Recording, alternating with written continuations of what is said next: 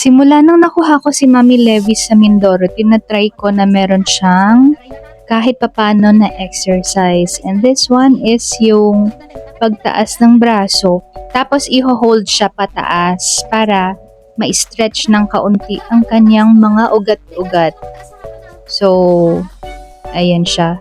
Siyempre, masakit ang kanyang mga kasukasuan kapag i-stretch ko. Matagal ba naman na-stuck? Since 2018, nakaupo lang siya sa isang sofa. Tapos, yun na, wala na siyang exercise. Ganon lang until now. So, ayan. Yan ang nangyayari kapag hindi masyadong tayo nagkikilos. Sakit? Okay, angat ko ha. Angat ko pa ha. Angat ko pa ha. Masakit na? Konti isang konti ha. 1, 2, 10.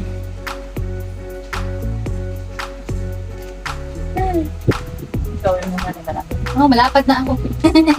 Saan ba? Kabila. Ay, yung lola kong maganda, si Mami Levi. Kilala mo yan? Kilala mo yan? Hindi? Eh, ang pangalan mo? Hindi si Mami Levi ka. Naloko mo naman ako eh. Masakit? Mataas ko kami ha, sabay ha. Dapat sa akin. Sabi mo, masakit na ha? Masakit na? 1, 2, 3, 4, 5, 6, 7, 8, 9, 10. Now, 8 na? Ilan binabag mo? Alwan? O, isa pa. Isa pa ulit. Hindi ka marunong makipag-holding hands. Ha? 1, 2, 3, 4, 5, 6, 7, 8, 9, 10. Sakit na? Sakit na? Taas ko pa konti. Konti lang, konti lang. Ayan, sakit na ba? O, 1, 2, 3, 4, 5, 6, 7, 8, 9, 10. Hari munding, munding, munding, munding, munding. Igalaw mo yung kamay na yan. Hari munding, munding, munding, munding, munding. Dali! Oh, tama na. O, isa pa ulit. Hari munding, munding, munding, munding, munding. Hari munding, munding, munding, munding. O, tapos pa ulit.